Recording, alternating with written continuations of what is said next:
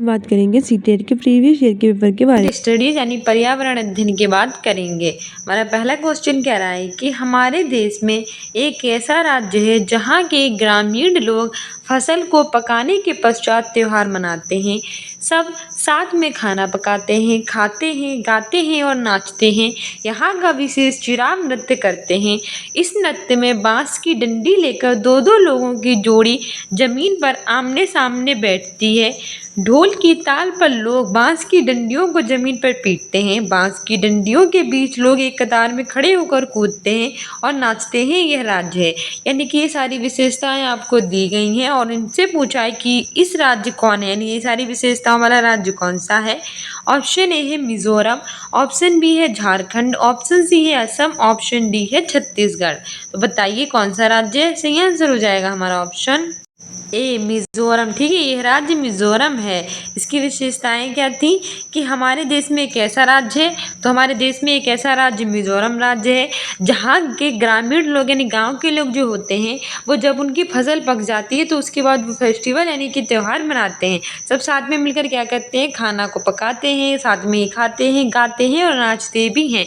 यहाँ का जो विशेष नृत्य होता है जिसका नाम क्या होता है, चुराम नृत्य, वो भी करते हैं। आपसे ये भी पता चल जाएगा कि चुराम नृत्य कहाँ किया जाता है, तो मिजोरम में। और इस नृत्य में बांस की डंडी लेकर दो दो लोगों की जोड़ी बनाकर जमीन पर आमने सामने बैठते हैं। ठीक है, ये सारी विशेषताएं कहाँ की है, मिजोरम की। ऑप्शन ए सही हो जाएगा। ठीक है, मिजोरम की कैपिटल जो है वो आइजोल है। हमारी व्याख्या भी यही कह रही है, सेम ही बात की। सारी विशेषताएं जो हैं वो किसकी है, पूर्वोत्तर भारत का एक राज्य मिजोरम उसकी है। मिजोरम की लुसाई जनजाति द्वारा बनाए जाने वाले घरों के निर्माण में बांस तथा लकड़ी का प्रमुख रूप से उपयोग किया जाता है। किसका प्रमुख रूप से उपयोग किया जाता है, बांस और लकड़ी का प्रयोग मुख्य रूप से किया जाता है। अगला क्वेश्चन कह रहा है कि खेजड़ी वृक्ष के बारे में नीचे दिए गए कथनों पर विचार कीजिए। Consider the following statements about khejri tree. Option A है, ये वृक्ष मुख्यतः रेगिस्तानी क्षेत्रों में पाया जाता है। This tree is found mainly in desert areas. Option B है, इसे बढ़ाने के लिए अधिक पानी की आवश्यकता नहीं है। It does not need much water to grow. Option C कह रहा है कि इसकी छाल दवाई बनाने के काम लाती है और इसकी लकड़ी को कीड़ा भी नहीं लगता है। Its bark is used to make medicines and its wood is not affected by insects. Option D कह रहा है कि इसके तने में पानी एकत्र होता है जिससे लोग पतली पाइप द्वारा पीते हैं। Its trunk can store water and the people use thin pipe to drink it. और अगला कह रहा है कि it is not a shady tree, यानी कि एक वृक्ष छायादार नहीं है। तो आपको बताना है कि इनमें से सही कथन कौन सा है खेजड़ी के बारे में।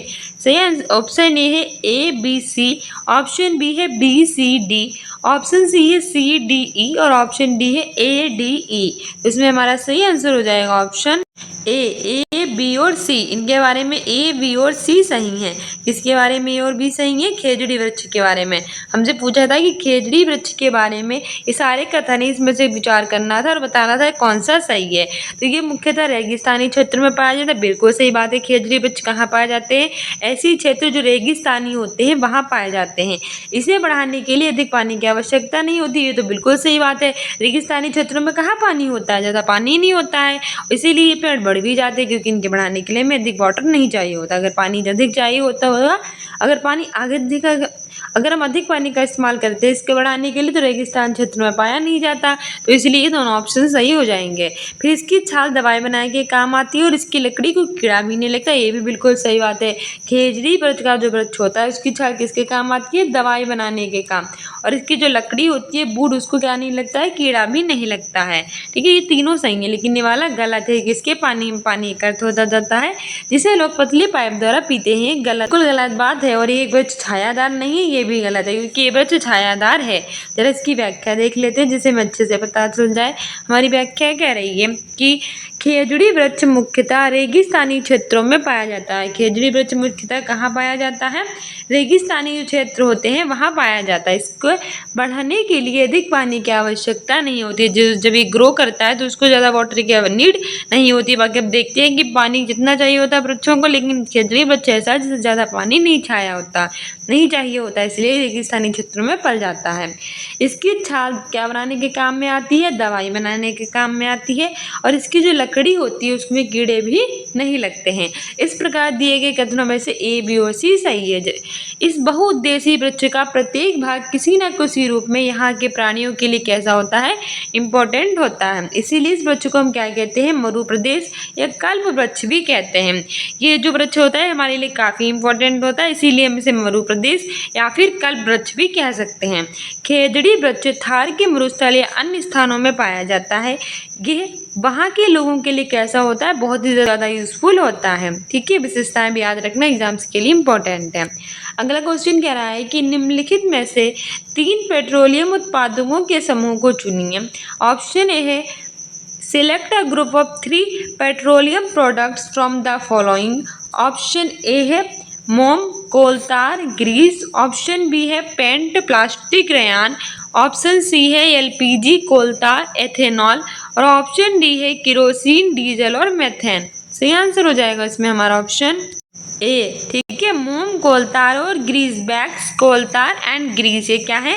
3 पेट्रोलियम उत्पाद के समूह हैं। हमारी व्याख्या भी कह रही है कि मोम, कोलतार, ग्रीस ये तीनों उत्पाद पेट्रोलियम समूह से क्या होते हैं? संबंधित। पेट्रोलियम जो होता है वो हल्के रंग का एक होता है तेली द्रव। इसमें विभिन्न संगठक जैसे कि पेट्रोलियम गैस, पेट्रोल, डीजल, स्नेहक तेल, पैराफिन, मोम आदि जो हैं वो आते हैं। पेट्रोलियम और प्राकृतिक गैस के अनेक उपयोगी पदार्थ जिसे हम क्या करते हैं? प्राप्त करते हैं। ठीक है, इन्हें पेट्रो रसायन कहते हैं। इन्हें क्या कह सकते हैं? इन्हें पेट्रो रसायन कहते हैं। और इनका उपयोग हम मार्जक रेशे, पॉलीएस्टर, नायलॉन, एक्रिलिक आदि के निर्माण में करते हैं। आपने बहुत अधिक व्यावसायिक महत्व के कारण पेट्रोलियम को क्या कहते हैं? काला सोना यानी कि ब्लैक गोल्ड भी कहते हैं। किसको? पेट्रोलियम को ब्लैक गोल्ड कहते हैं। अगला क्वेश्चन हमारा कह रहा है ये हमारी सीटेट की ईवीएस एनवायरमेंटल स्टडीज़ है और इसमें इस तरह के बहुत ही ज़्यादा हाई फाई क्वेश्चन पूछे जाते हैं जिनके आंसर तो बहुत छोटे छोटे होते हैं लेकिन क्वेश्चन बहुत बड़ा होता है, इसलिए आपको धैर्यपूर्वक और अच्छे से इसे पढ़ना है। हमारा अगला क्वेश्चन कह रहा है कि किसी एडवोकेट का घर एक्स पर है, कोर्ट वाई पर स्थित है। एडवोकेट के घर से कोर्ट जाने के लिए कोई सीधी सड़क नहीं है, तो एडवोकेट पहले ए पर जाते हैं जो एक्स के ठीक पूरब में 100 मीटर की दूरी पर है। देखो ये आपके इन्वायरमेंटल स्टडीज में इन्होंने कैसा क्वेश्चन डाल दिया है? इन्होंने ये डाल दिया है डायरेक्शन वाला। ठीक है, अतः एडवोकेट पहले ए पर जाते हैं जो एक्स से ठीक पूरब में 100 मीटर की दूरी पर है। फिर वे बी पर जाते हैं जो कि ठीक दक्षिण में कितना है? 500 मीटर की दूरी पर है। फिर वे किस पे जाते हैं? सी पर, जो बी के ठीक कहाँ है? पश्चिम और कितना है? 500 मीटर की दूरी पर है। और अंत में वो कहाँ भी जाते हैं? बाई पर कोर्ट पहुंचते हैं जो सी के कैसे 60 मीटर की दूरी पर है। तो कोर्ट के सापेक्ष एडवोकेट की घर की दिशा बतानी है। किसके है इस क्वेश्चन में कि कोर्ट के सापेक्ष में एडवोकेट के घर की दिशा बतानी है। ऑप्शन ए उत्तर पूर्व यानी कि नॉर्थ ईस्ट। ऑप्शन बी है उत्तर पश्चिम यानी कि नॉर्थ वेस्ट।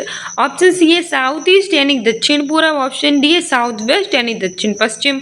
से आंसर हो जाएगा इसमें हमारा ऑप्शन बी नॉर्थ वेस्ट यानी कि उत्तर पश्चिम। ठीक है, इसमें हमारा सही आंसर उत्तर पश्चिम हो जाएगा। अगला क्वेश्चन कह रहा है कि कोई लड़का वलसाड से नागरकोइल जाने के लिए 12 सितंबर 2022 को एक ट्रेन में सवार हुआ। यह ट्रेन 17:30 बजे वलसाड से चलकर 14 सितंबर 2022 को 5 बजे नागरकोइल पहुंची। यदि इस समय अंतराल में ट्रेन द्वारा चली गई दूरी 2059 किलोमीटर है तो ट्रेन की औसत चाल कितनी है? ऑप्शन है 52 किलोमीटर। ऑप्शन बी है 56 किलोमीटर। ऑप्शन सी है 58 किलोमीटर। ऑप्शन डी है 62 किलोमीटर। सही आंसर हो जाएगा इसमें हमारा ऑप्शन सी 58 किलोमीटर। ठीक है, अगला क्वेश्चन की व्याख्या देख लेते हैं। इसकी हमारी व्याख्या देखो इस प्रकार से, इसको जो हम सॉल्व करेंगे तो इस तरह से हमारा आंसर आ जाएगा। अगला क्वेश्चन कह रहा है कि निम्नलिखित में से कौन सा विकल्प गंगा जल को स्वच्छ करने के लिए एक परियोजना मिशन है? Which of the following options are project mission to clean Ganga water? Option A है जल शक्ति नमामि गंगे। ऑप्शन बी है गंगा आमंत्रण अभियान जल शक्ति।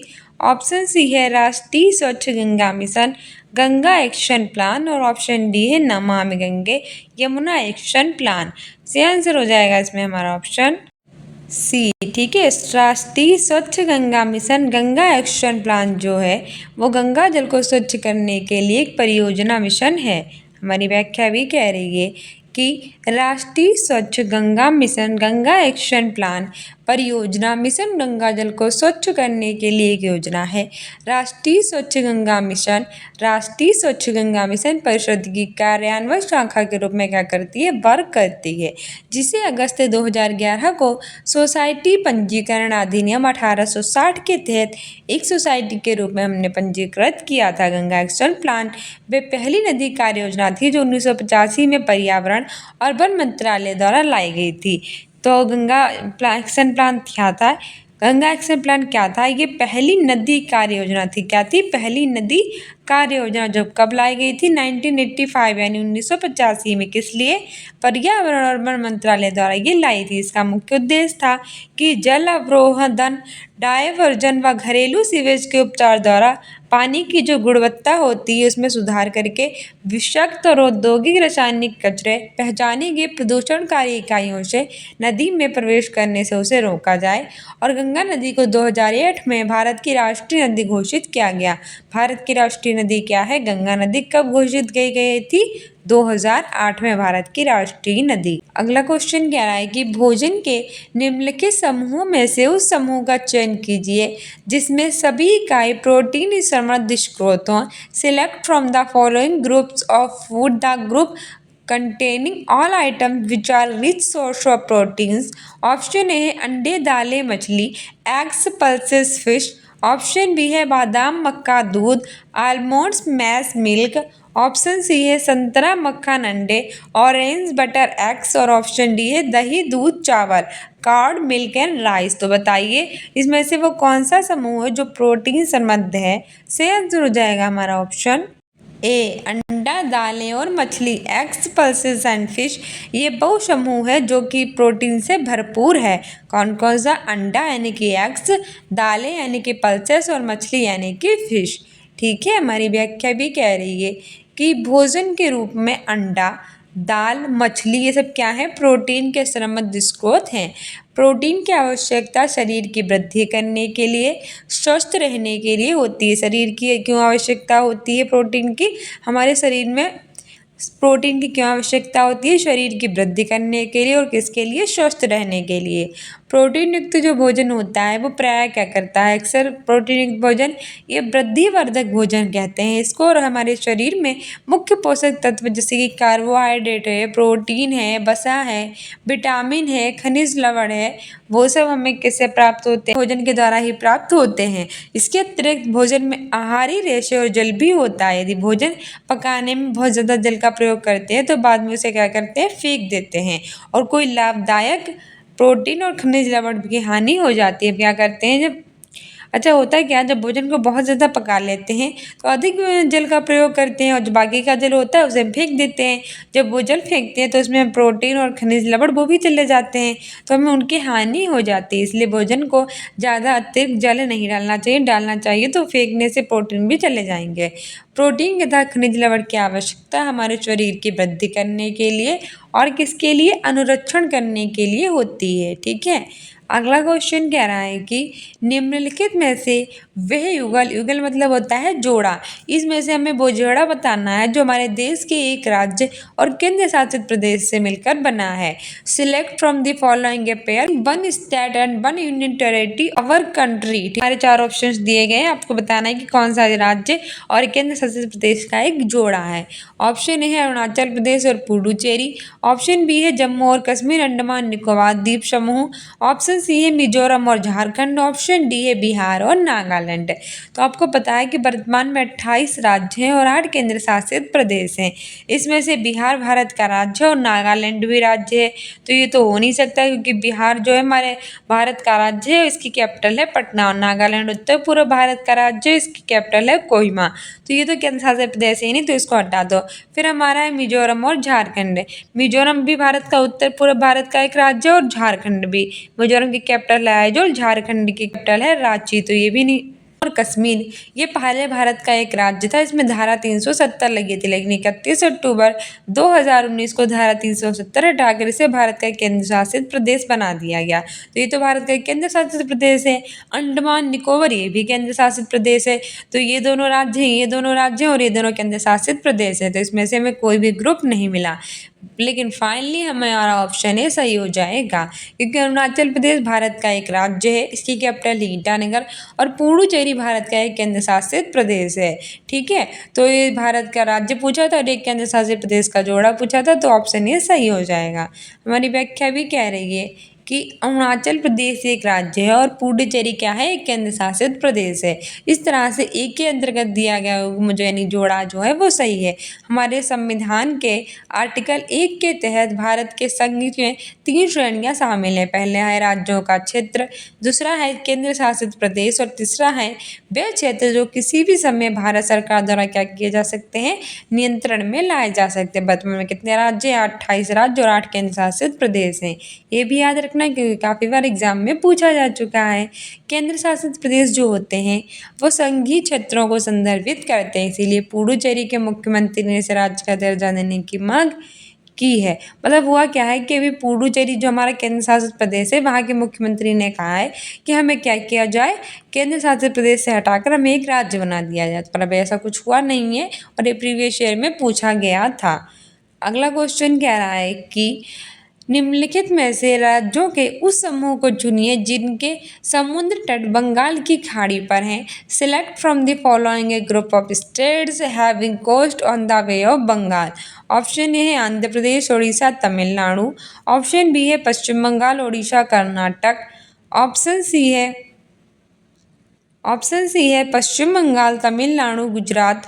ऑप्शन डी है तमिलनाडु, उड़ीसा और महाराष्ट्र। सही आंसर हो जाएगा हमारा ऑप्शन ए आंध्र प्रदेश, उड़ीसा और तमिलनाडु। ये कहाँ है? समुद्र तट बंगाल की खाड़ी में है।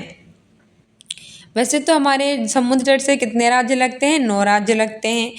और कितने राज्य लगते हैं? 9 राज्य लगते हैं। ठीक है, इधर साइड से कितने लगते हैं? 5 और इधर साइड से कितने लगते हैं? 4 लगते हैं। इसमें से इससे पूछा था कि बंगाल की खाड़ी में कौन से हैं, तो बंगाल की खाड़ी वाले तो हमारे यही राज्य है ना, आंध्र प्रदेश हो गया, उड़ीसा है, तमिलनाडु है। ये कहाँ लगते हैं? बंगाल की खाड़ी में लगते हैं, तो ऑप्शन ए सही हो जाएगा। हमारी व्याख्या भी कह रही है कि आंध्र प्रदेश, तमिलनाडु और उड़ीसा ये तीनों राज्य बंगाल की खाड़ी के तट पर हैं। बंगाल की खाड़ी विश्व की सबसे बड़ी खाड़ी है और हिंद महासागर का पूर्वोत्तर भाग है।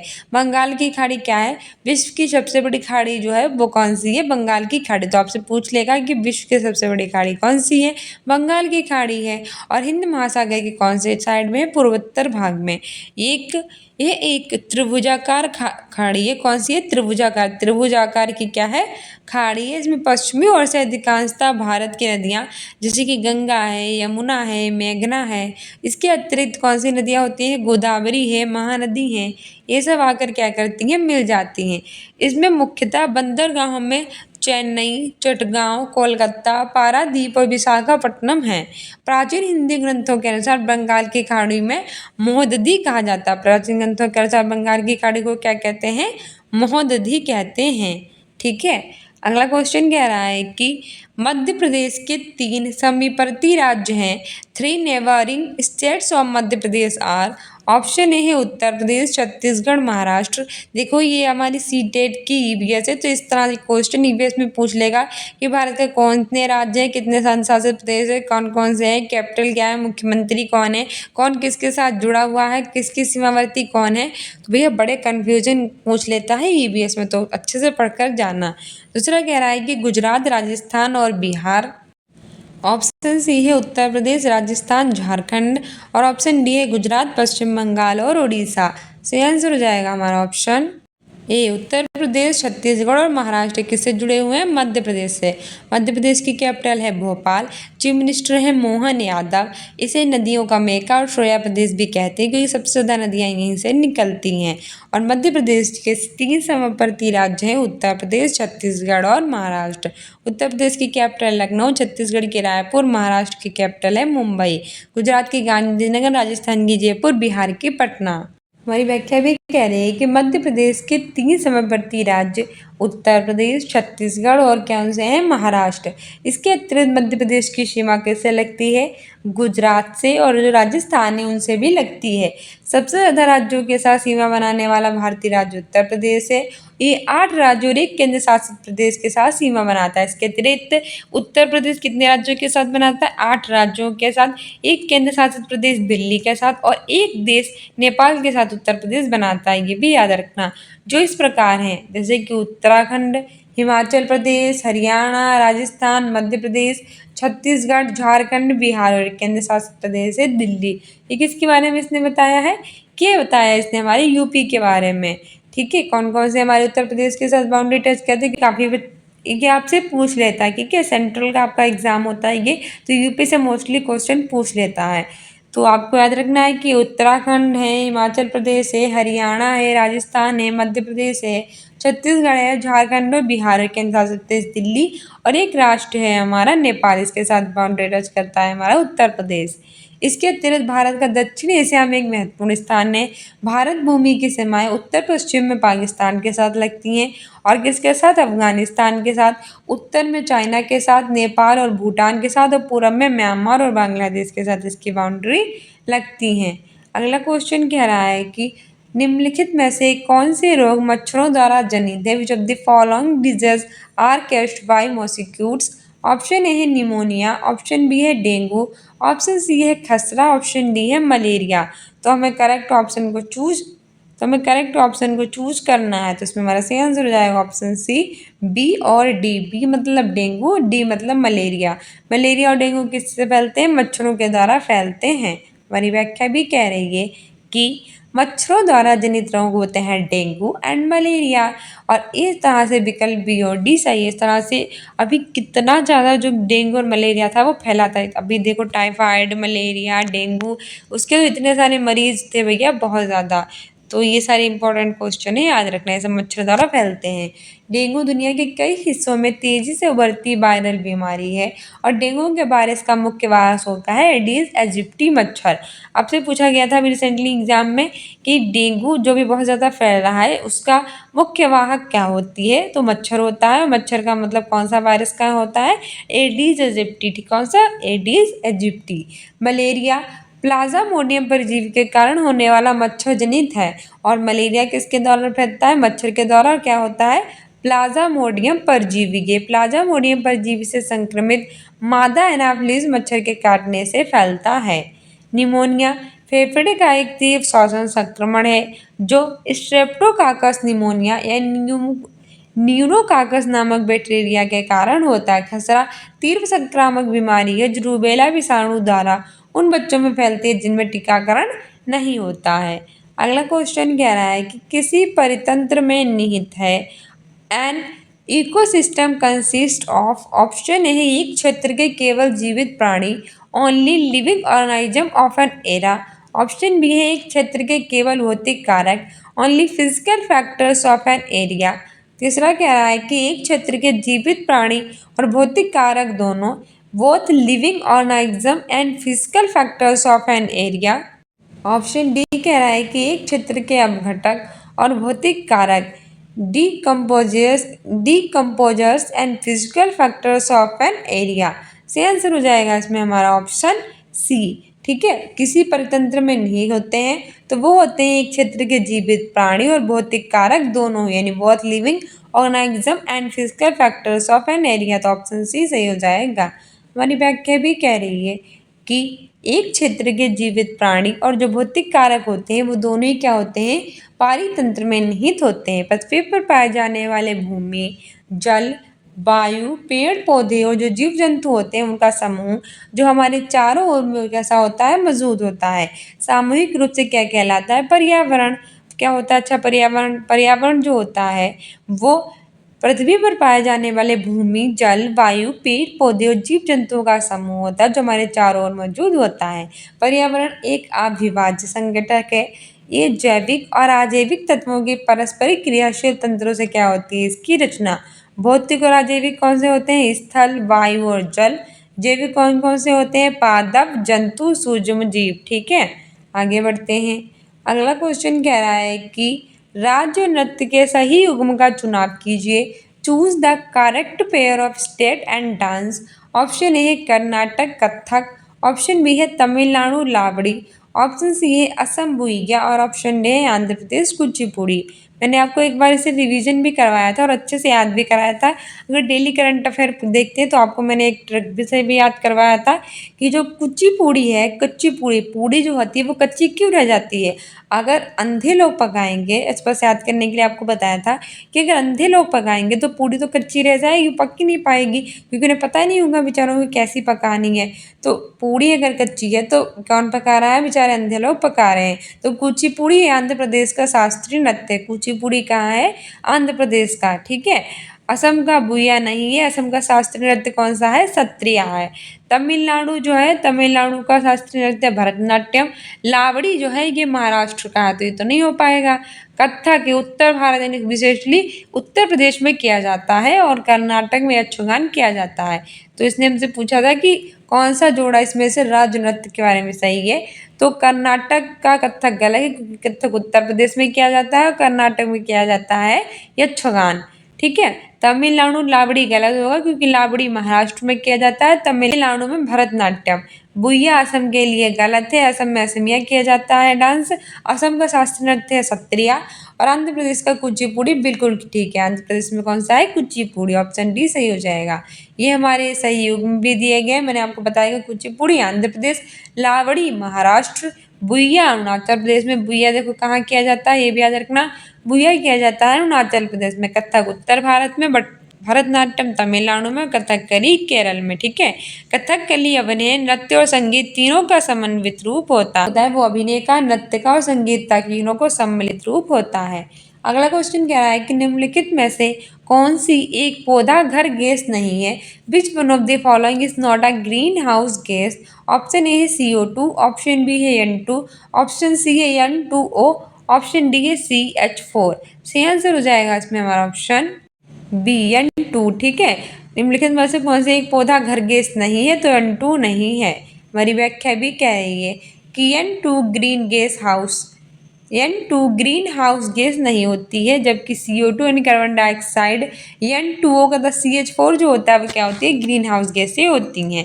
पृथ्वी की ऊष्मा वृत्त विकिरण के रूप में विकसित होती हैं, जिनके लगभग 90% भाग को वायुमंडल में उपस्थित जो कार्बन डाइऑक्साइड गैस होती है वो क्या कर लेती है, अवशोषित कर लेती है और वायुमंडल में क्या कर लेती है, रोक देती है। जबकि CO2 गैस की मात्रा अधिक बढ़ जाने से वायुमंडल के औसत तापमान में वृद्धि हो जाती है। किसके, वायुमंडल में औसत वृद्धि हो जाती है CO2 के बढ़ने से। ग्रीन हाउस प्रभाव में योगदान देने वाली गैसें हैं, इनके बारे में याद कर लेना। जल वाष्प है, CO2 है, मीथेन है, ओजोन है, नाइट्रस ऑक्साइड है। आपसे पूछ लेगा एग्जाम में कौन कौन सी हैं, जल वाष्प है, CO2 है, मीथेन है, ओजोन है, नाइट्रस ऑक्साइड है। हरित गृह गैसों की संकल्पना 1824 ईस्वी में किसने की थी, जोसेफ फॉरियर ने की थी। अगला क्वेश्चन कह रहा है कि ओजोन की परत के अवक्षय को नियंत्रित करने हेतु 1987 में एक अंतर्राष्ट्रीय संघीय पत्र समझौता पर हस्ताक्षर किए गए, जिसे कहा जाता है the international treaty agreement sign in 1987 to control the depletion of ozone layer is known as. Option A है क्योटो संलेख, ऑप्शन बी है मॉन्ट्रियल संलेख, ऑप्शन सी है पेरिस संधि, ऑप्शन डी है दोहा संधि। सही आंसर हो जाएगा ऑप्शन बी मॉन्ट्रियल संलेख। हमारी व्याख्या भी कह रही है जो ओजोन परत होता है उसको नुकसान पहुंचाने वाले विभिन्न अलग अलग पदार्थों के उत्पादन को नियंत्रित करने के उद्देश्य के साथ विश्व के कई देश ऐसे होते हैं जिन्होंने सितंबर 1987 को मॉन्ट्रियल प्रोटोकॉल पर क्या कर दिए थे, सिग्नेचर कर दिए थे। इसके कई सारे दुष्परिणाम है, जैसे कि त्वचा कैंसर की संभावना होती है। हमारी त्वचा में कैंसर होने की क्या होती है, पॉसिबिलिटीज होती है। मनुष्यों और पशुओं की DNA संरचना में बदलाव तथा मनुष्यों की प्रतिरोधक क्षमता में कमी, मोतियाबिंद और आंखों की बीमारी तथा संक्रामक रोगों में वृद्धि, सूक्ष्म जलीय पौधों के विकास की गति कैसी हो जाती है, धीमी, साथ ही स्थलीय खाद्य श्रृंखला भी क्या होती है, प्रभावित। सो डियर स्टूडेंट्स, ये था हमारा सीटेट का प्रीवियस ईयर का paper. I hope you like this video. If like it then like, subscribe and share. Next video में keep loving, keep watching, keep sharing. साथ ही आप स्टूडेंट्स अकेडमी को इंस्टाग्राम और फेसबुक पे फॉलो कर सकते हैं। कम्युनिटी पोस्ट में आंसर दे सकते हैं।